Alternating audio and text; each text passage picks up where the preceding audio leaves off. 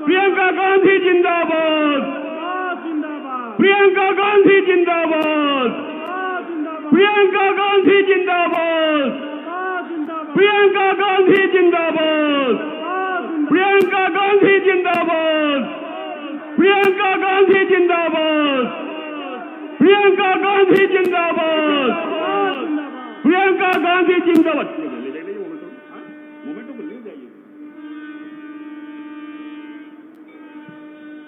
झारखंड प्रदेश Congress committee की ओर से आज के चुनावी जनसभा में मैं आदरणीय मैडम प्रियंका गांधी जी का हार्दिक हार्दिक स्वागत करता हूं। अब मैं बिना विलंब किए माननीय प्रदेश अध्यक्ष जी से आग्रह करता हूं कि आप मैडम प्रियंका गांधी को एक मोमेंटो देकर उन्हें सम्मानित करेंगे। माननीय प्रदेश अध्यक्ष राजेश ठाकुर जी, जोरदार तालियों के साथ मैडम प्रियंका का अभिवादन करें। अब मैं महिला नेत्रियों से आग्रह करता हूं कि आप अविलंब मैडम प्रियंका गांधी को एक पारंपरिक टोपी के साथ उनका स्वागत करेंगे। प्रियंका गांधी जिंदाबाद, प्रियंका गांधी जिंदाबाद। बहुत बहुत धन्यवाद।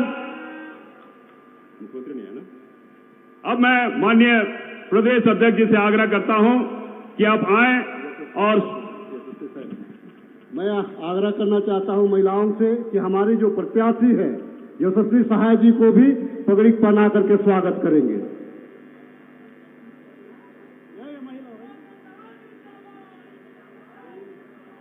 अब मैं माननीय प्रदेश अध्यक्ष जी से आग्रह करता हूं कि आप स्वागत के 2 शब्द उपस्थित जनसभा को कहेंगे। माननीय प्रदेश अध्यक्ष राजेश ठाकुर जी। आज इस रांची लोकसभा के चुनावी जनसभा में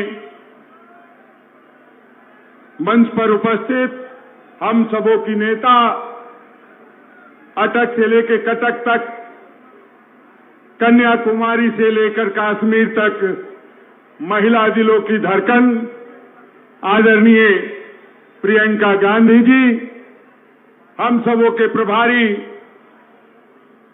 आदरणीय गुलाम अहमद मीर साहब, बड़े भाई आदरणीय सुबोध कांत सहाय जी, लोकसभा की प्रत्याशी छोटी बेटी यशस्विनी सहाय जी, हमारे सूबे के स्वास्थ्य मंत्री बन्ना गुप्ता जी, यहां के विधायक राजेश कच्छप जी, सीपीआई माले के विधायक विनोद सिंह जी, हमारे भाई और कार्यकारी अध्यक्ष बंधु तिर्की जी, शाहजादा अनवर जी, कालीचरण मुंडा जी, हमारे पूर्व प्रदेश आदरणीय सुखदेव भगत जी, हमारे जो सहयोगी दल है इंडिया गठबंधन के साथी, जेएमएम के राज्यसभा सांसद महुआ मांझी जी, तमाम मंच पर बैठे सम्मानित नेतागण और जो यहां उपस्थित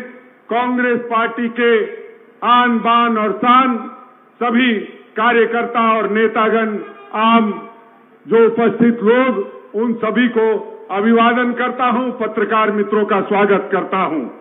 आज ये सभा कोई साधारण सभा नहीं है, इसलिए कि पहली बार आदरणीय प्रियंका गांधी जी झारखंड की राजधानी में आई हैं और आप सबों को संबोधित करेंगी।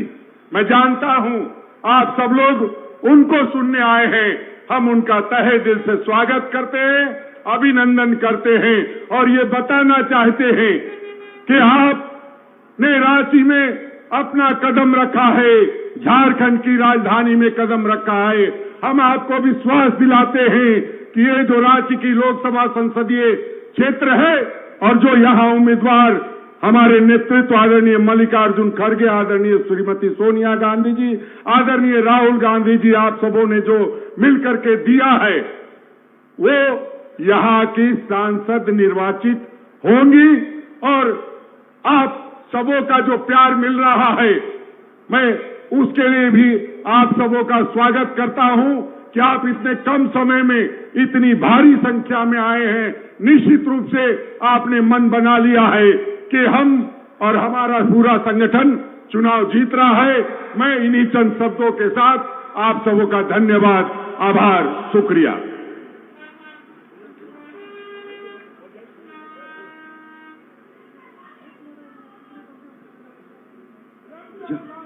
झारखंड प्रदेश, इस देश की नेत्री प्रियंका गांधी का इस झारखंड प्रदेश की रांची की धरती पे स्वागत करती है। हम तमाम लोग खड़े होकर के प्रियंका गांधी जी के लिए जोरदार ताली बजाएंगे और एक साथ बोलेंगे, प्रियंका गांधी जिंदाबाद, प्रियंका गांधी जिंदाबाद। बहुत बहुत धन्यवाद।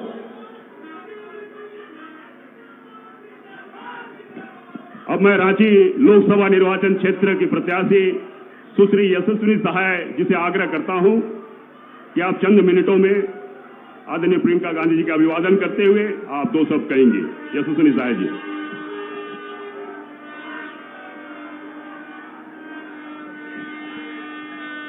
सभी को जोहार, जोहार, सभी को जोहार, प्रणाम, आदाब। आपकी बेटी आपके सामने आई है। सबसे पहले तो बहुत धन्यवाद, क्योंकि आज का जो दिन है हमारे लिए बहुत ही कीमती दिन है। हमारे सामने जो शख्सियत आई हैं उनको सबसे पहले मैं जोहार और आभार व्यक्त करती हूँ। हमारे मंच पर हमारे सम्मानित अतिथिगण हैं आदरणीय प्रियंका गांधी जी, आदरणीय गुलाम अहमद मीर साहब, आदरणीय राजेश ठाकुर जी, आदरणीय महुआ मांझी जी, आदरणीय विनोद सिंह जी, आदरणीय सुबोध कांत सहाय जी, आदरणीय सुखदेव भगत जी, आदरणीय कालीचरण मुंडा जी, आदरणीय गीता श्री उरांव जी, आदरणीय राजेश कच्छप जी, आदरणीय सुरेश बैठा जी, आदरणीय रमा खलको जी, आदरणीय सुंदरी तिर्की जी, आदरणीय विनय सिन्हा दीपू जी, आदरणीय विनय पांडे जी, मुश्ताक आलम साहब, राजेश किरण जी, आदरणीय कुमार राजा जी, आदरणीय नेली नेथन जी, आदरणीय अजय नाथ सहदेव जी, आदरणीय साधना भारती जी, आदरणीय केशव महतो कंटेश जी, आदरणीय सम्मूर मंसूरी जी, आदरणीय किन्नर सांगा जी, आदरणीय सतीश कौर जी, आदरणीय शिव कुमार भगत जी, आदरणीय सुरेंद्र सिंह जी, आदरणीय राजीव रंजन जी, अनवर अंसारी साहब, जयशंकर पाठक जी, आदरणीय आभा सिन्हा जी, आदरणीय शहजादा अनवर साहब, संजय पांडे जी, आदरणीय संजीव पासवान जी, आदरणीय संजय सिंह जी, आदरणीय केदार पासवान जी, आदरणीय कमल ठाकुर जी और सभी मेरे सम्मानित अतिथिगण, आदरणीय बंधु तिर्की जी भी हमारे साथ हैं और शिल्पी नेहा तिर्की जी भी हमारे साथ हैं और आदरणीय बन्ना गुप्ता जी भी हमारे साथ हैं। सभी को आभार व्यक्त करती हूँ, जोहार, प्रणाम। सभी यहाँ पर हमारे सीनियर आए हैं, पर आज का दिन बहुत ही ज़्यादा कीमती दिन है क्योंकि हमारे सामने हैं ऐसी शख्सियत जो हमें हमारा साथ और हमारा समर्थन देने आई हैं, मेरे सिर पर अपना हाथ रखने आई हैं, हमें मार्गदर्शन दिखाने आई हैं, आदरणीय प्रियंका गांधी जी। सबसे पहले अगर हम बात करें, ज़्यादा वक्त नहीं लेंगे, यही बोलेंगे कि आपकी बेटी हूँ, रांची की बेटी हूँ, आपसे बस एक ही चीज़ बात करने आई हूँ। 2 दिन रह गए हैं चुनाव के और अभी हमें दिखाना है कि हम किस तरफ हैं। उन लोगों के साथ जो नफरत फैलाते हैं, भेदभाव करते हैं, धर्म की राजनीति करते हैं, फर्जी राष्ट्रवाद करते हैं, या हम उनके साथ हैं। राहुल गांधी जी ने जैसे कहा कि मोहब्बत की दुकान के बारे में जो बात करते हैं, हम प्रेम और मोहब्बत के साथ हैं। हमें ये फैसला करना होगा। तो रांची की जनता, क्या आपने फैसला कर लिया है? मोहब्बत की जीत होगी कि नहीं नफरत पर? हमारी जो समस्याएं हैं उनका भी समाधान हमें मोहब्बत ही से मिलेगा। और जब राहुल गांधी जी ने जब अपने भारत जोड़ो यात्रा में लोगों का दर्द देखा तो लोगों ने अपनी मुश्किलें उन्हें सौंपी और उसी का निचोड़ है हमारा न्याय पत्र। वो हमारी महंगाई की समस्या हो, बेरोजगारी की समस्या हो, हमारी लड़ाई हो जल जंगल जमीन की, या हमारी लड़ाई हो अपने सांस्कृतिक और मौलिक पहचान को बचाने के लिए, अब कोई अनदेखा नहीं होने वाला है, कोई अनसुलझा नहीं रहने वाला है, सबका निचोड़ मिलेगा। पर हमें जरूरत है एक साथ खड़े होने की। तो क्या आप हमारे साथ खड़े हैं? मैं ज्यादा नहीं कहूंगी, हम अपने मुख्य अतिथि को सुनना चाहेंगे। आपका आशीर्वाद चाहती हूँ। मुझे ये सेवा करने का मौका मिला, आदरणीय सोनिया गांधी जी ने दिया कि मैं आपकी सेवा कर पाऊं और प्रतिनिधित्व कर पाऊं। मेरे लिए यही बहुत बड़ा मौका है। मैं इस पर खरी उतरूंगी, रांची की जनता के लिए खरी उतरूंगी। और दिल्ली में जो बदलाव होने वाला है उसकी शुरुआत रांची से होने वाली है। बहुत धन्यवाद। जय हिंद, जय झारखंड। अब इंतजार की घड़ियां खत्म हुई।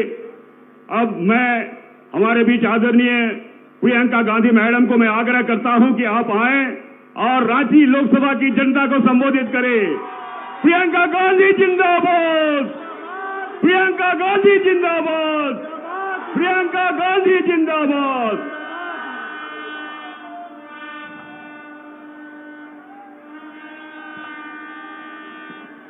प्यारे भाइयों और बहनों, बहुत समय से आप इंतजार कर रहे हैं। मुझे थोड़ी देर हो गई और आज बारिश भी हुई है। आप सबके प्रति मैं आभार प्रकट करना चाहती हूँ कि इतने समय से आप बैठे हैं और शांति से आपने मेरा इंतजार किया। बहुत बहुत धन्यवाद। मंच पर उपस्थित सभी नेतागण, सभी पार्टी के पदाधिकारीगण, सभी भाइयों सभी बहनों का इस सभा में बहुत बहुत स्वागत। मैं सबके नाम पढ़ाकर नहीं सुनाऊंगी क्योंकि आपने सारे नाम पढ़ लिए, तो मेरे ख्याल से उसको दोहराने की जरूरत नहीं है। देखिए, ये बिरसा मुंडा जी की धरती है, रघुनाथ महतो की धरती है, राजा जगन्नाथ धल की धरती है, सिंधो कान्हो की धरती है। ये क्रांतिकारी नेता थे। जब हमारी आजादी की लड़ाई शुरू भी नहीं हुई थी, उससे पहले ये अंग्रेजी साम्राज्य के खिलाफ लड़े और खड़े हुए। आपको गर्व होना चाहिए कि ये आपकी धरती है जिसने ऐसे नेताओं को पैदा किया जो सदियों पहले आपके लिए, आपके अधिकारों के लिए लड़े, इतने बड़े साम्राज्य से लड़े, और जिन्होंने रास्ता दिखाया जो बाद में महात्मा गांधी, जवाहरलाल नेहरू, सरदार पटेल, सुभाष चंद्र बोस जी जैसे स्वतंत्रता सेनानियों ने पकड़ा। तो जो आधार है हमारी आजादी का, जहां हमारी राजनीति की नींव डली, वो यही थी कि अपने अधिकारों के लिए, अपनी आजादी के लिए डट के लड़ो, अपना हक मांगो, अपनी आवाज उठाओ। वो हमारी राजनीति की नींव थी और उस नींव पर ही हमारा लोकतंत्र बना। हमारा लोकतंत्र, हमारा संविधान हमारी रक्षा करता है। आपने बहुत मंचों पे सुना होगा कि तमाम नेता आते हैं, संविधान की बात करते हैं। कभी आपने सोचा होगा कि ठीक है, लेकिन इस संविधान का मेरे लिए क्या मतलब है, मेरे रोजमर्रा के जीवन में इस संविधान का क्या महत्व है? तो बात यह है कि यही संविधान आपको सारे अधिकार देता है। आपको वोट का अधिकार देता है, आवाज उठाने का अधिकार देता है, आंदोलन करने का अधिकार देता है, भोजन का अधिकार देता है, शिक्षा का अधिकार देता है, आरक्षण का अधिकार देता है, आपको बचाकर रखता है। और इस लोकतंत्र को बचाकर रखता है। कल अगर लोकतंत्र ही नहीं बचेगा तो जब आपके लिए कोई संघर्ष या कोई संकट आपके जीवन में आता है, आप आवाज कैसे उठाओगे? जब आपको कुछ बदलाव चाहिए तो आप उस बदलाव को लाएंगे कैसे? आज बड़ी बड़ी समस्याएं हैं जनता के सामने। सबसे बड़ी समस्याएं महंगाई और बेरोजगारी। आप मेरे साथ सहमत है कि नहीं? क्या ये सबसे बड़ी समस्याएं हैं आज की, है कि नहीं? ये सबसे बड़ी समस्याएं हैं। आज बेरोजगारी चरम पर है। 45 सालों में इतनी बेरोजगारी नहीं रही। 70 करोड़ नौजवान इस देश में बेरोजगार हैं। और आज वो जमाना नहीं रहा बहनों और भाइयों कि हम बच्चों को बड़े करते थे, जैसे ही बड़े हो जाते थे मजदूरी में या खेती में लगा लेते थे। आज वो जमाना नहीं है। आज जो बेरोजगार नौजवान खड़ा है वो शिक्षित है, क्योंकि हर एक माँ बाप ने, हर एक परिवार ने, चाहे कितनी भी दूर दराज गांव का हो, चाहे कितने भी गरीब परिवार का हो, उन्होंने कोशिश की है कि अपना बच्चा शिक्षित बने, अपनी बेटी शिक्षित बने, ताकि अच्छा रोजगार मिले और भविष्य उज्जवल हो। ये सही बात है कि नहीं? मेरी बहनें बैठी हैं, आज आप चाहती हैं कि अपनी बच्चियां भी शिक्षित हो ताकि बड़ी होकर अपने पैरों पे खड़ी हो पाए। आज वो जमाना नहीं है कि शिक्षित नहीं करते हम अपने बच्चों को। तो आज जितनी भी जनता, जितने भी नौजवान बेरोजगार हैं, तमाम शिक्षित हैं। किसी ने बीटेक किया है, किसी ने बीएससी किया है, किसी ने एमएससी किया है, लेकिन रोजगार नहीं मिल रहा। ये बहुत बड़ी समस्या है हमारे देश के लिए, क्योंकि हमारे देश में, पूरे विश्व भर में हमारा ही एक देश है जिसमें सबसे ज्यादा नौजवान हैं। तो हमारी वर्क फोर्स भी बहुत मजबूत है। अगर इन सब नौजवानों को रोजगार मिलता तो हम मजबूती से चाइना जैसे देशों का मुकाबला कर पाते मैन्युफैक्चरिंग में और वर्कफोर्स में। आज वो परिस्थितियां नहीं है। तो ये एक सबसे बड़ी हमारी समस्या है। दूसरी सबसे बड़ी समस्या क्या है आज? महंगाई। मेरी बहनें बैठी हैं, हर चीज महंगी हो गई है। सरकार की नीतियों ने जीएसटी डाल कर आपकी कमर तोड़ दी है। आप आज दुकान जाती हैं, 5 चीजें खरीदने जाती हैं, उनमें से 2 खरीद के वापस आएंगी। आज बच्चों की फीस देनी पड़ती है, या कोई बीमार पड़ जाता है परिवार में, घबराहट होती है कि किस तरह से करेंगे। ऐसी समस्याएं जो पैदा हो जाती हैं गरीबी से, बेरोजगारी से, ऊपर से महंगाई भी है, किस तरह से आप सामना कर रहे हैं समझ में नहीं आता। हर चीज के लिए आपको संघर्ष करना पड़ रहा है। आप महिला हैं तो आप मजदूरी भी करेंगी, सब कुछ काम करने की कोशिश करेंगी, फिर भी आप घर आके काम करेंगी, घर में सबकी परवरिश करेंगी, सबका खाना देखेंगी, सफाई देखेंगी, सब कुछ आप देखती हैं, फिर भी आपको कोई राहत नहीं मिली है महंगाई से। आप किसान हैं तो आप खेती से कमाई नहीं कर पा रहे हैं, क्योंकि हर चीज पे जीएसटी है, पेट्रोल डीजल महंगा हो चुका है, हर तरफ से संकट ही संकट है। मिडिल क्लास के हैं तो ये नहीं है कि आपका जीवन भी बड़े आराम से चल रहा है। बेरोजगारी, महंगाई का खूब इफेक्ट आपके जीवन पे भी है, आप भी आगे नहीं बढ़ पा रहे हैं। और जितने बड़े बड़े संस्थान थे, जितने सरकारी कारोबार थे जिससे एक स्थायी रोजगार मिलते थे, वो भी लगभग सारे आस्ते आस्ते करके अपने बड़े बड़े खरबपति मित्रों को मोदी जी ने और मोदी जी की सरकार ने सौंप दिए हैं। तो रोजगार आएगा कहां से? अपने यहां देखा है एचईसी का, किसी ने मुझे यहां आते आते बोला इसको बचाइए। अब ये खड़ा किया गया आपके लिए और आज इसको कमजोर करके लगभग बंद होने के कगार पे है। सालों के लिए किसी को सैलरी नहीं मिली है। मोदी जी श्रेय लेते हैं। जब चंद्रयान 3 जाता है, मोदी जी श्रेय लेते हैं, उनकी फोटो खिंचती है, छपती है। और जिसने उसके लिए सारा काम किया, जिन इंजीनियरों ने काम किया, जिन्होंने स्टील बनाया, उनका क्या होगा? उनको आप सैलरी तक नहीं दे रहे हैं, उनके बारे में आप पूछ नहीं रहे हैं। तो जब मैंने शुरुआत की अपने भाषण की, तो मैंने अपनी राजनीति की नींव की बात की, लोकतंत्र की नींव की बात की। क्यों? क्योंकि आज जो राजनीति देश में हावी है वो सच्ची राजनीति नहीं है बहनों और भाइयों, वो सिर्फ सत्ता लेने के लिए है। और जो राजनीति इस देश में सालों के लिए चल रही थी, जिनके आपने मिसाल देखे, पंडित जवाहरलाल नेहरू ने जो जो स्थापित किया, आपके रांची में भी जितने बड़े इंस्टीट्यूट, जितनी चीजें स्थापित की, ये क्यों की? इंदिरा गांधी ने अगर देश सेवा की, देश के लिए शहीद हुई, 33 गोली खाई, देश के लिए क्यों किया? राजीव गांधी शहीद हुए, क्यों हुए?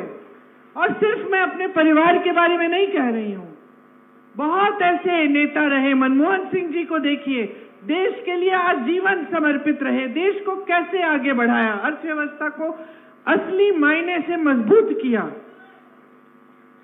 वो राजनीति आजकल नहीं चल रही है देश में। आजकल सिर्फ सत्ता को किस तरह से हासिल करना है, किस तरह से बटोर के रखना है। चाहे हमें जहां पे चुनाव जीतकर कोई और पार्टी जीत गई है और सरकार बन गई है, चाहे हमें उस सरकार को धन बल से तोड़ना हो, उसके विधायकों को खरीदना पड़े, 100-100 करोड़ दे के खरीद लेते हैं, सरकार गिरा लेते हैं, लोकतंत्र के बारे में सोचते ही नहीं, जनता ने किसको चुना वो सोचते ही नहीं, कुछ भी कर लेते हैं सत्ता के लिए।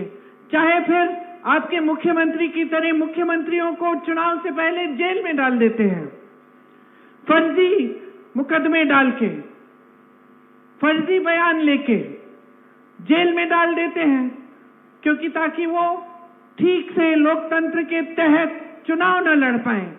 या फिर कांग्रेस पार्टी के खाते बंद कर देते हैं कि एक पैसा खर्च ना पाए, ताकि वो भी चुनाव ठीक से लड़ ना पाए।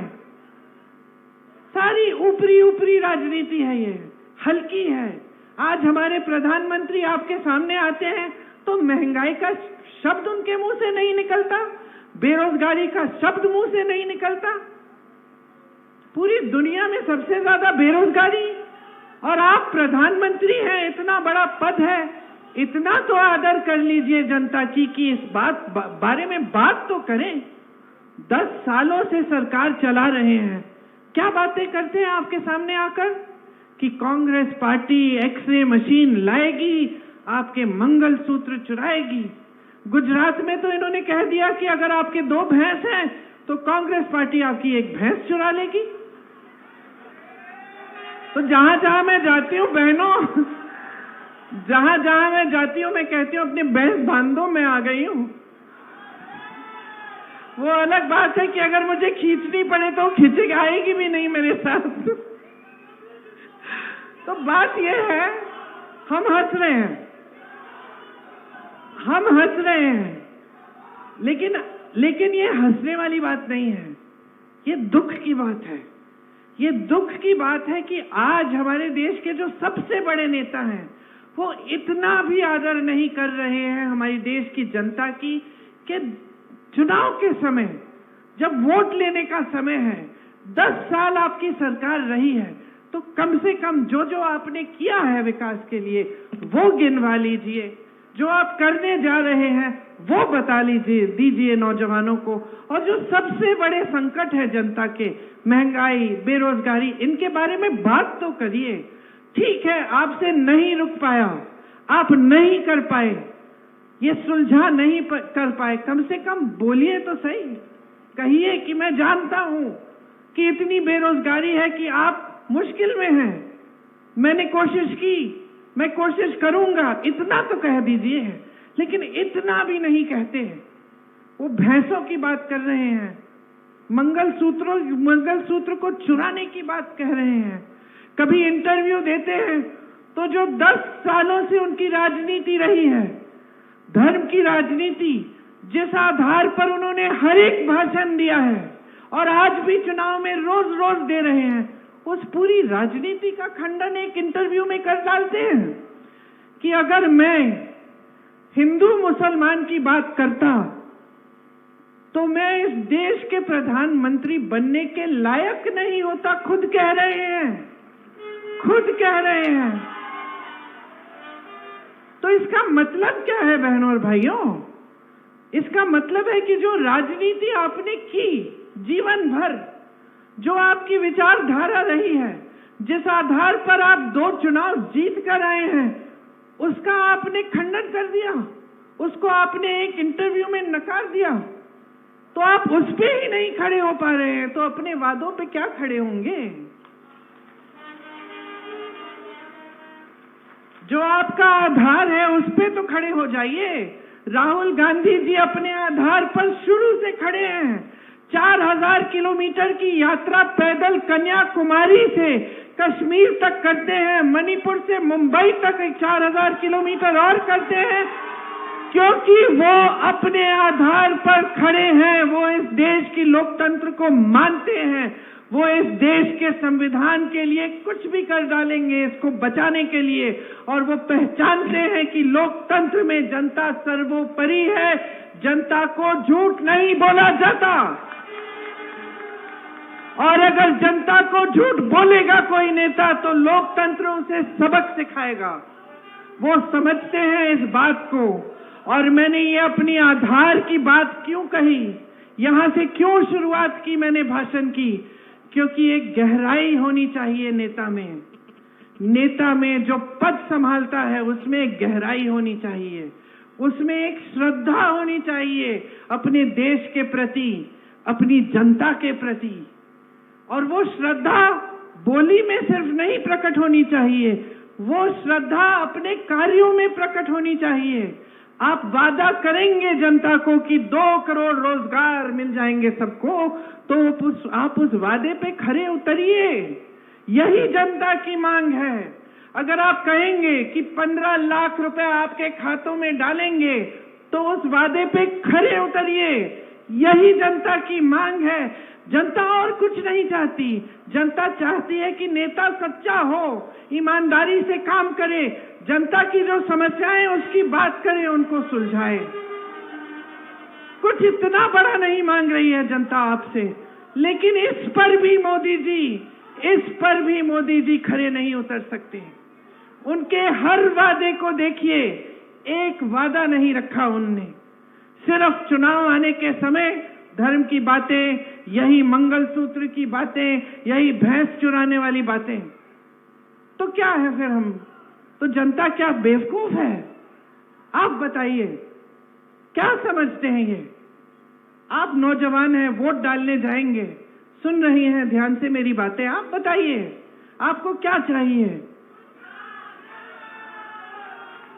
आपको चाहिए एक राजनीतिक पार्टी और एक नेता जो आपकी गहराइयों को समझे, जो लोकतंत्र का आदर करे, और जो दिन रात आपके लिए काम करे, आपकी समस्याओं को हल करने के लिए। यही चाहिए ना? तो जब आप संकट में हैं तो कम से कम सुनवाई होनी चाहिए। यहां देश भर के किसानों ने आंदोलन किया 2 साल पहले, आप सबको याद होगा, सबने देखा टीवी पे। दिल्ली के बाहर सारे बैठे हुए थे, लाखों किसान। दिन रात उनकी यही मांग थी कि हमारी सुनवाई हो जाए। मोदी जी, जो 3 कानून आप लाए हैं हमें नहीं चाहिए, ये हमें बर्बाद कर देंगे, आपके खरबपति मित्रों को आगे बढ़ाएंगे, हमें बर्बाद कर देंगे, ये कानून नहीं चाहिए। मोदी जी क्या अपने घर से निकले उनसे बात करने के लिए? सुनवाई हुई उनकी। 600 किसान शहीद हो गए। 6 किसानों को जीप के नीचे कुचल दिया इनके मंत्री के बेटे ने। मोदी जी ने एक लफ्ज नहीं कहा, पलक नहीं झपकाई। यही है हमारे देश के प्रधानमंत्री। चुनाव आने लगा उत्तर प्रदेश का, उस समय विधानसभा का चुनाव था। चुनाव आने लगा, वोटों की बात हो गई, भैया कानून रद्द कर दो। कानून रद्द कर दिए। तो जब कानून चुनाव के लिए रद्द हो सकते थे, तो जब 600 किसान शहीद हो रहे थे, तब क्यों नहीं किए रद्द आपने? क्योंकि गहराई नहीं है। असलियत ये है बहनों और भाइयों, शायद आपको पसंद भी ना आए ये असलियत, लेकिन गहराई नहीं है इनमें। महिलाओं की बात लीजिए, महिलाओं के लिए आरक्षण की बात की इन्होंने। संसद में पास किया 33% आरक्षण महिलाओं के लिए। मोदी जी को माले लगाए दिए गए, वो बड़े बड़े मंचों पे गए, दुनिया भर की महिलाओं को बुलाया गया कि देखिए मोदी जी ने क्या किया है। बाद में पता चलता है कि ये आरक्षण 9-10 सालों के लिए लागू ही नहीं होंगे। तो फिर क्यों किया ये सब ड्रामा, ये सब तमाशा, ये सब नाटक किस लिए? महिलाओं पर अत्याचार होता है। हाथरस में हुआ, मैं गई थी उस लड़की के घर, उसकी चिता जलाई गई, उसके माँ बाप देख भी नहीं पाए उसे। आप सोचिए, मेरी भी बच्ची है 20 साल की, आपकी बच्चियां होंगी, कि ये परिस्थिति आ गई है कि सरकार प्रशासन मदद कर रहा है अत्याचारियों की, और एक माँ अपनी बेटी की शक्ल भी ना देख पाए चिता के जलने से पहले। उन्नाव में वही हुआ, एक लड़की को जला दिया गया। सरकार ने, प्रशासन ने किसका तरफ लिया? जिसने किया था उसके तरफ सारे खड़े थे। उस लड़की के परिवार के साथ क्या नहीं हुआ मैं क्या बताऊं आपको। मैं उसके पिताजी से मिली, उसके खेत जलाए गए थे, उसके भाइयों को पीटा गया था, उसकी भाभी को धमकाया गया था, उसकी भाभी की 9 साल बच्ची को धमकाया गया था कि तुम स्कूल जाओगी, देखना तुम्हारे साथ भी ऐसा होगा। किसी ने कुछ बोला नहीं। हमारी ओलंपिक की मेडलिस्ट ओलंपिक्स में जाकर गोल्ड मेडल लाती हैं देश के लिए, मोदी जी घर बुलाते हैं, चाय पिलाते हैं, फोटो खिंचवाते हैं, सब जगह सारी मीडिया लिखती है मोदी जी तो है, तो मोदी है तो मुमकिन है कि हमें गोल्ड मेडल मिला। जब वही लड़की सड़क पर उतरकर रोती है कि मेरे साथ अत्याचार हुआ है, आपके ही नेता ने किया है मोदी जी पूछते तक नहीं है उसे। रोकर उसने मुझे बताया कि दीदी मैं मेडलिस्ट हूं, मैंने सोचा मैं बैठ जाऊंगी तो कोई तो सुनवाई होगी। मैंने देश का गर्व देश के लिए देश को मैंने गर्वित किया है। वो खुद सोच नहीं सकती थी कि उसकी भी सुनवाई नहीं होगी। आज उसी नेता के बेटे को टिकट दिया हुआ है, चुनाव लड़ रहा है। तो गहराई कहां है? गहराई कहां है? बातों में गहराई नहीं है, कर्मों में गहराई नहीं है। गहराई कहां है? और अगर गहराई नहीं है हमारी राजनीति में, अगर हमारे प्रधानमंत्री में नहीं है, तो देश कैसे चला रहे हैं? मैं बताती हूं। सारा देश बड़े बड़े खरबपतियों के लिए चल रहा है। सारा देश अडानी जी, अंबानी जी और 22 और खरबपतियों के लिए चल रहा है। देश के कोयले के खदान, देश के हवाई अड्डे, देश के बंदरगाह, देश की बिजली, देश का पावर, सारा उनके लिए। अभी जहां मैं गई थी, इस सभा से पहले अडानी जी को जमीन दी गई है, जमीन ले ली, मुआवजे नहीं दिए हैं, बिजली बन रही है खूब तेजी से। कहां जा रही है? विदेश में। उस जगह के रहने वालों के पास न बिजली मिल रही है, न रोजगार मिल रहा है, न जमीन का मुआवजा मिल रहा है, और ये बार बार होते चला जा रहा है। मोदी जी ने अगर एक काम किया है जो 70 सालों में कांग्रेस पार्टी नहीं कर पाई, वो कहते हैं ना 70 सालों में कांग्रेस ने जो किया हमने 10 सालों में उसको किया है। कांग्रेस ने हमेशा इस देश की संपत्ति को आपके हाथों में देने का काम किया। आपको जमीन के पट्टे दिए, आपको जमीन के पट्टे दिए, आपको जल जंगल जमीन पर अधिकार दिया, जितने भोजन का अधिकार दिया। ये सब क्या है? ये सब देश की संपत्ति आपके हाथों में डालने का काम है।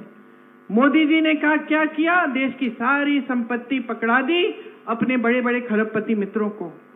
16 लाख करोड़ रुपए इन्होंने कर्ज माफ किए हैं। किसके? इन 22 खरबपतियों के, जिनके पास पहले से हजारों करोड़ हैं। इनके पास पहले से हजारों लाखों करोड़ हैं। ये कर्ज किस लिए लेते हैं? ये कर्ज इसलिए लेते हैं कि इनकी बेटी की शादी है। ये कर्ज इसलिए लेते हैं क्योंकि जमीन पे नुकसान हो गया है और आगे पता नहीं कि अगली रोटी कैसे खिलाएंगे अपने बच्चों को। ये कर्ज इसलिए लेते हैं क्योंकि कर्ज नहीं लिया तो बेटे की एमएससी बीएससी नहीं होगी, पास नहीं होगा, फीस भरनी है, ट्यूशन भरना है। ये कर्ज इसलिए लेते हैं ताकि इनके हजारों करोड़ कुछ और हजारों करोड़ बढ़ जाएं। और हमारी सरकार इनके 16 लाख करोड़ रुपए माफ करती है। ठीक है, करना है, इंडस्ट्री को बढ़ाना है, करो जो करना है, लेकिन फिर जब किसान को कर्ज माफी की बात होती है तो फिर किसान का भी कर्ज माफ करो, गरीब का भी कर्ज माफ करो, फिर नौजवानों को रोजगार दो, नौजवानों को पैरों पे खड़े होने के लिए कोई स्कीम दो। 16 लाख करोड़ रुपए आपने उन्हें पकड़ा दिए। देश में किसान 10,000, 50,000, 1 लाख रुपए के लिए आत्महत्या कर रहा है और आप चुप हैं। सरकारी कर्मचारी, ये सारे पुलिस वाले खड़े हैं, इनके पेंशन की बात होती है, आप कहते पैसे नहीं है। पुराने पेंशन के लिए पैसे नहीं है भाई और बहनों। 16 लाख करोड़ रुपए खरबपतियों के लिए हैं, पुराने पेंशन के लिए पैसे नहीं है इनके पास। किसानों के कर्ज माफ करने के लिए पैसे नहीं है इनके पास। नौजवानों को आत्मनिर्भर बनाने के लिए पैसे नहीं है इनके पास। बड़े बड़े G20 के इवेंट्स करने के लिए हैं। मोदी जी चमके, ऐसे लगे जैसे दुनिया के सबसे बड़े नेता हैं, इसके लिए पैसे हैं। नया संसद भवन बनाना है, उसके लिए 20,000 करोड़ रुपए हैं। लेकिन गन्ने का बकाया देना था उसी समय, कोविड से पहले 15,000 करोड़ रुपए का, उसके लिए पैसे नहीं थे। मोदी जी के 2 हवाई जहाज 16,000 करोड़ रुपए के खरीदने के लिए पैसे थे, लेकिन गन्ने के 15,000 करोड़ के बकाये के लिए पैसे नहीं थे। तो समझ लीजिए, हल्के हैं, अपने लिए सब कुछ बटोर रहे हैं, सत्ता, संपत्ति। एक और काम किया मोदी जी ने और उनकी पार्टी ने जो कांग्रेस कभी नहीं कर पाई। 10 सालों में भाजपा को इस दुनिया की सबसे अमीर पार्टी बना दिया। कांग्रेस पार्टी को भ्रष्ट कहते हैं बहनों और भाइयों, कांग्रेस पार्टी को भ्रष्ट कहते हैं ना। हर सभा में जाके हम भ्रष्ट हैं, हमारे सारे साथी भ्रष्ट हैं, सबके बारे में। हम अगर इतने भ्रष्ट थे, 55 साल तो हम सत्ता में रहे, 70 सालों से देश आजाद है, जिसमें से 55 साल कांग्रेस सत्ता में रही। तो इन 55 सालों में कांग्रेस दुनिया की सबसे अमीर पार्टी बन नहीं पाई, न किसी ने प्रयास किया इसे बनाने का, और 10 सालों में आपने बना डाली।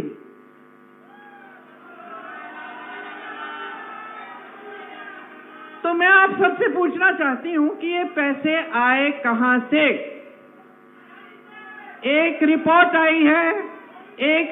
आई है जिसमें स्पष्ट लिखा है, इन्होंने 60,000 करोड़ रुपए खर्चे हैं सिर्फ अपने पार्टी पे। मुझे याद नहीं है कि कितने सालों में।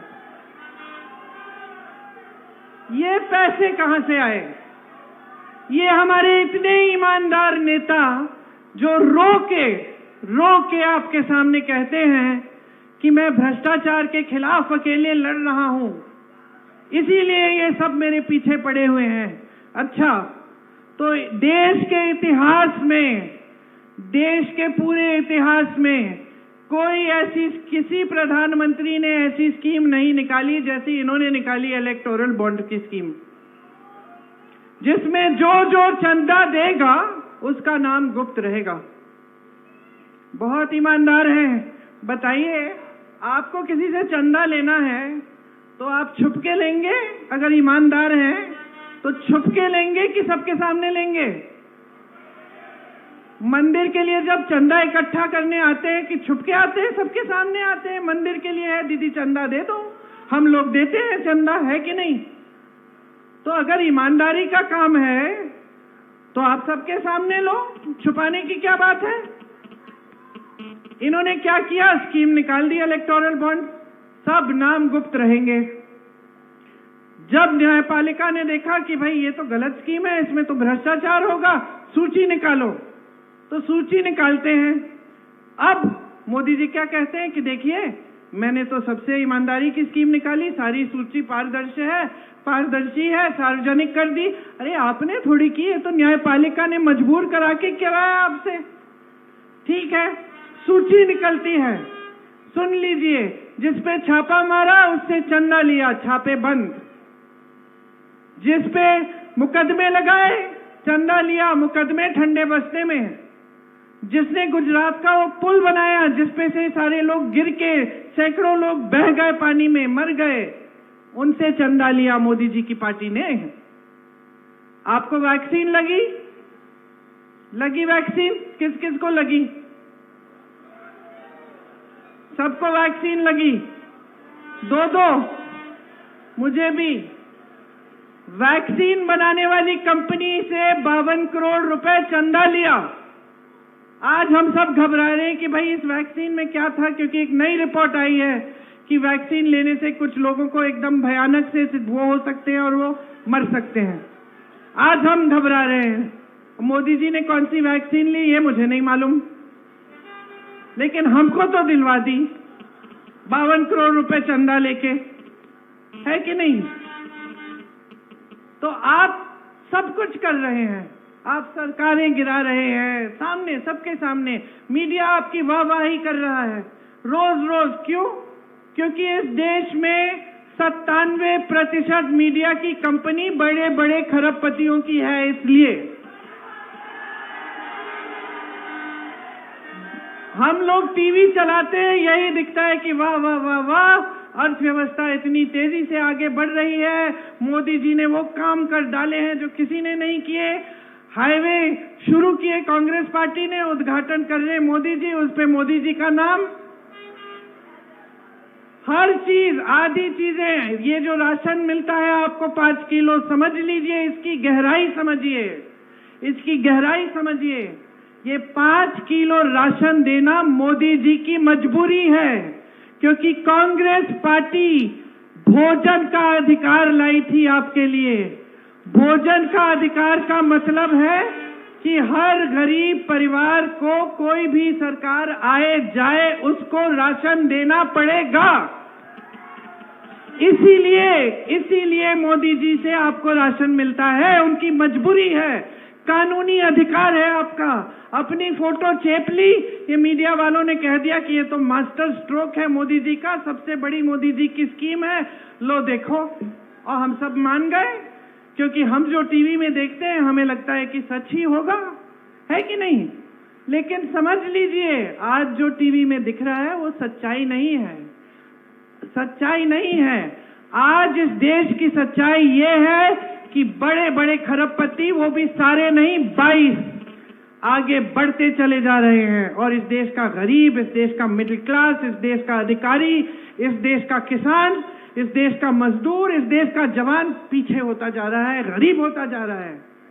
अग्निवीर जैसी स्कीम लाते हैं, 4 साल सेना में भर्ती हो जाओ, शहीद हो जाओगे तो फिक्र मत करो, पेंशन नहीं मिलेगा शहादत के लिए, शहीद का दर्जा भी नहीं मिलेगा, वापस घर जाना होगा 4 साल बाद सेना में भर्ती होके, तो बेरोजगार हो जाओगे, फिर से नौकरी ढूंढना शुरू करो। ये है इनकी स्कीम बेरोजगारी के खिलाफ को सुलझाने के लिए, ये है इनकी स्कीम। तो या तो आप गहराई में समझ लीजिए, ये देश देखिए बहुत विविध देश है। इस देश में हर धर्म, हर जाति, हर संस्कृति के लोग रहते हैं। अब चुनावी मंच पर आके सारे नेता आपको ये 3 शब्द तो बोलते होंगे जरूर, जल, जंगल, जमीन, मोदी जी भी बोलेंगे आएंगे तो, लेकिन इसका मतलब क्या है? क्या ये समझते हैं? इनकी नीतियों में दिख रहा है? नहीं दिखता। जहां मौका मिला है वहां बड़े बड़े खरबपतियों की को आपकी जल, आपके जमीन और आपके जंगल सौंप दिए हैं, आपके अधिकार सौंपने जा रहे हैं, संविधान को बदलने की बात करते हैं। वही संविधान जो आपको बचा के रखता है, जो आपकी संस्कृति को बचाता है, जो आपके धर्म को बचाता है, वही संविधान बदलने चले हैं जो आपके आरक्षण को बचाता है, आपके अधिकार को बचाता है। कल को आंदोलन भी नहीं कर सकोगे आप।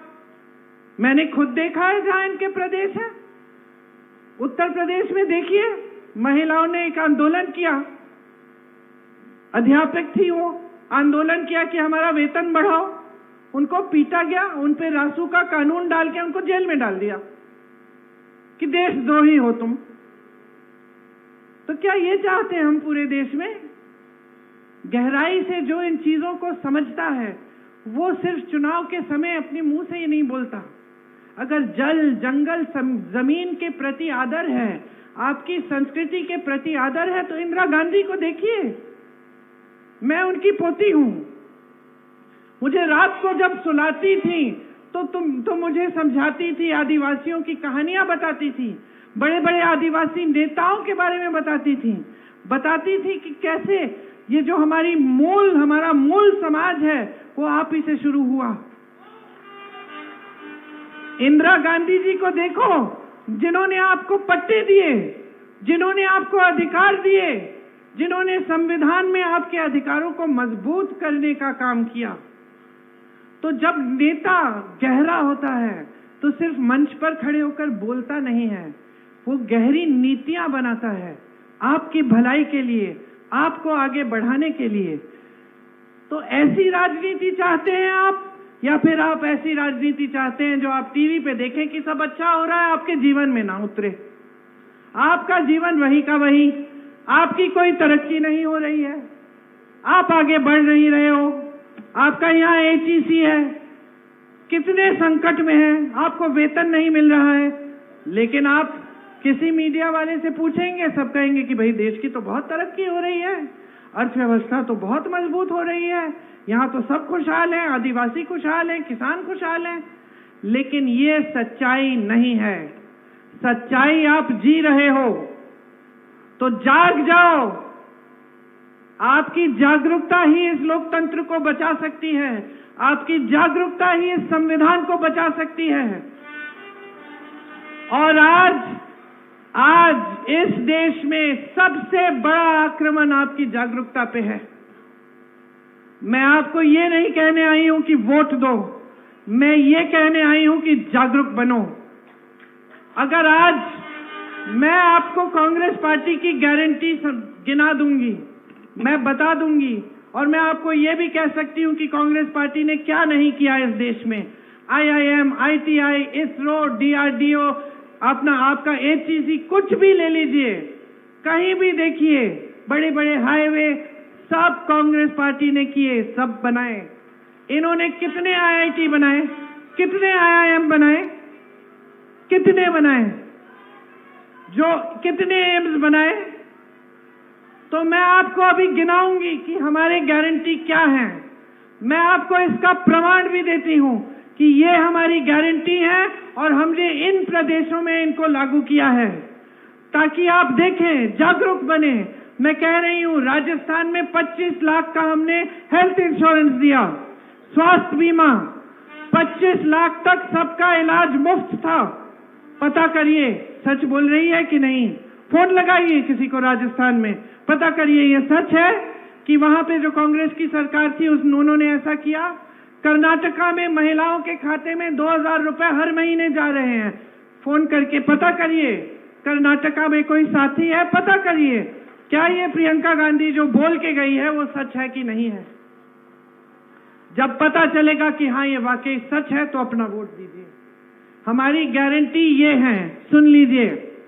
नौजवानों के लिए, जो स्नातक पास नौजवान हैं, उनके लिए जो पहली नौकरी है बड़े बड़े सरकारी कारोबारों में, वो मिलेगी। 1 लाख रुपए सालाना बनेंगे। आप अपना हुनर बनाओगे, हुनर बनाने के बाद पहली नौकरी मिलेगी, हुनर बनाओगे, उसके बाद स्थायी नौकरी मिलेगी। तो ये जो पहले साल की जो सालाना 1 लाख रुपए आप बनाओगे उस पहली नौकरी का, वो गारंटी है। दूसरा, आपकी आप जो लोन लेते हैं शिक्षा के लिए, सारे शिक्षा के लोन माफ करेंगे। पेपर लीक होते हैं, परेशान हैं आप इस समस्या से, पेपर लीक के लिए हम सख्त से सख्त कानून लाएंगे, ताकि कोई भी इसमें घोटाला करने की कोशिश करे या पेपर लीक करे, उस पर सख्त कार्रवाई होगी। मोदी जी के देश में, मोदी जी के भारत में 30 लाख पद खाली हैं आज, उनकी सरकार ने रखे हैं। आप बेरोजगार हो, पद खाली पड़ा है आपके लिए, लेकिन दिया नहीं है आपको। ये है मोदी जी का विकास। हम कह रहे हैं कि ये 30 लाख पद हम भरेंगे जैसे ही हमारी सरकार बनेगी। किसानों के लिए हम कह रहे हैं कि जितने भी खेती के सामान हैं उन पे जीएसटी हटा देंगे ताकि वो सस्ते हो जाएं। आपका कानूनी अधिकार बनेगा कि आपको न्यूनतम समर्थन मूल्य मिलना ही पड़ेगा। जैसे भोजन के अधिकार में आपको मिलता है, उस तरह से किसानों के लिए न्यूनतम समर्थन मूल्य आपका कानूनी अधिकार बनेगा। आपके कर्ज माफी के लिए एक स्थायी आयोग बनेगा ताकि जब जब आप संकट में हैं, कर्ज के लिए आपको मदद चाहिए, आप उस आयोग में जाके ले पाएंगे। बहनों, आपके लिए हर गरीब परिवार की सबसे बड़ी महिला के खाते में 8,500 रुपए हर महीने सरकार डालेगी। 1 लाख रुपए सालाना हर गरीब परिवार में सरकार दिलवाएगी। जो आशा बहुएं हैं, जो आंगनवाड़ी की बहनें हैं, मिड डे मील की बहनें हैं, आपके लिए जो आपके मानदेय हैं वो दुगने किए जाएंगे। सारे सरकारी पद जो हैं उनमें 50% महिलाओं को दिए जाएंगे। पहले के आरक्षणों के तहत हम आरक्षण का कैप हटा देंगे और हम जाति जनगणना करेंगे देश में, सिर्फ ये जानने के लिए कि कौन कितने लोग हैं और किस तरह से की सुविधाएं किसकी जरूरतें हैं। आज मजदूरों का शोषण होता है। कोई भी ठेकेदार आपको कितनी भी मजदूरी दे दे, कोई पूछने वाला नहीं है। हम कानून बनाएंगे, 400 रुपए प्रतिदिन से कम मजदूरी कोई नहीं दे पाएगा। हम गांव में मनरेगा लाए थे, गांव में हमने ये 100 दिन का पक्का रोजगार हमने तय किया था, कानून बनाया था। इसी तरह से हम शहर में भी यही कानून लाएंगे, शहरी मनरेगा बनाएंगे और गांव के मनरेगा को मजबूत करेंगे। आप देख सकते हैं कि जहां जहां हमारी प्रदेश की सरकार है, वहां वहां हम काम करके आज के दिन भी दिखा रहे हैं। जैसे मैंने कहा, कर्नाटका, तेलंगाना में महिलाओं के खातों में आज भी पैसे मिल रहे हैं। मैंने कहा, राजस्थान में 25 लाख की हेल्थ इंश्योरेंस मतलब स्वास्थ्य बीमा हम दे रहे थे। तो हम प्रमाण दे रहे हैं कि हम काम कर रहे हैं। देखिए, तभी अपना वोट डालिए। हम आपके लिए, इस देश के लिए एक ऐसी राजनीति वापस लाना चाहते हैं जो आपके प्रति जवाबदेह हो। तानाशाही से किसी का भला नहीं होता। आपको कल आंदोलन करना है, आवाज उठानी है, सवाल उठाना है, वो स्वतंत्रता आपको लोकतंत्र और संविधान ने दी है। हम बिल्कुल किसी को नहीं रोकेंगे, कभी नहीं रोका है कांग्रेस पार्टी ने। आपने हमेशा जो भी आपके विचार हैं उनको व्यक्त किया, जो भी आपको मांगना था आपने मांगा खुल के। यही संविधान की खासियत है। नहीं तो आज हमारे देश में और जो आसपास के देश हैं उनमें फर्क क्या होता। पाकिस्तान को देखिए, अन्य देशों को देखिए, वो यहां तक आ ही नहीं पाए जहां भारत आया। और भारत क्यों आया इतनी दूर, इतना मजबूत क्यों बना? क्योंकि हमारे देश में लोकतंत्र स्थापित है, क्योंकि इस देश में हर धर्म के, हर जाति के, हर संस्कृति के, हर अलग अलग भाषाओं बोलने वाले लोग खुशी से रहते हैं। अगर हमारा लोकतंत्र नहीं होता, यहाँ तानाशाही होती, तो हम भी उनकी तरह बहुत पहले खत्म हो जाते, कमजोर हो जाते। आज यही हमारे देश की खासियत है और यही हमारे देश की सबसे बड़ी शक्ति है। आप हो तो आप जागरूक बनिए, अपनी शक्ति को समझिए। ये जो वोट देने जा रहे हैं, इंडिया गठबंधन को दीजिए। हम सब इकट्ठे क्यों लड़ रहे हैं? हम इकट्ठे इसलिए लड़ रहे हैं क्योंकि हमें दिख रहा है कि हमारा लोकतंत्र, हमारा संविधान खतरे में है। इसलिए अनेक पार्टियां इकट्ठी हुई हैं अपने देश को बचाने के लिए, अपने लोकतंत्र को बचाने के लिए। तो आप भी जागरूक हो जाइए, इंडिया गठबंधन को जिताइए, कांग्रेस पार्टी के प्रत्याशी को जिताइए। क्योंकि अंत में ये देश आपका है, ये जिम्मेदारी आपकी बनती है। हम नेता कितना भी चीखें चिल्लाएं, लेकिन अंत में ये देश आपका है। आपके पूर्वजों ने इस देश की आजादी के लिए अपना खून बहाया है, हमारे पूर्वजों ने बहाया है, आप जानते हैं। तो ये देश आपका है, इसको संभालना आपका काम है, आपकी जिम्मेदारी है। बाकी हम आपके लिए दिन रात समर्पित हैं। हम इस देश के लिए, इस देश के संविधान को बचाने के लिए समर्पित हैं। आंच नहीं आने देंगे, चाहे मोदी जी हो या चाहे कोई भी आए, लेकिन हम इस देश के संविधान पर आंच नहीं आने देंगे। इस देश को लोकतंत्र को हम दुर्बल नहीं होने देंगे। यही सब बातें आपसे कहनी थी। आप सबने बहुत ध्यान से सुनी। मैं आपकी बहुत बहुत आभारी हूँ। मुझे बहुत खुशी है कि हमारी जो प्रत्याशी हैं, एक महिला है और 27 साल की है, और नौजवान महिला हैं। और ये देख के मुझे हमेशा गर्व होता है जब मेरी एक बहन खड़ी हो जाती है और संविधान के लिए लड़ रही है, देश के लिए लड़ रही है। बहुत बहुत धन्यवाद। जय हिंद। प्रियंका गांधी जिंदाबाद, प्रियंका गांधी जिंदाबाद।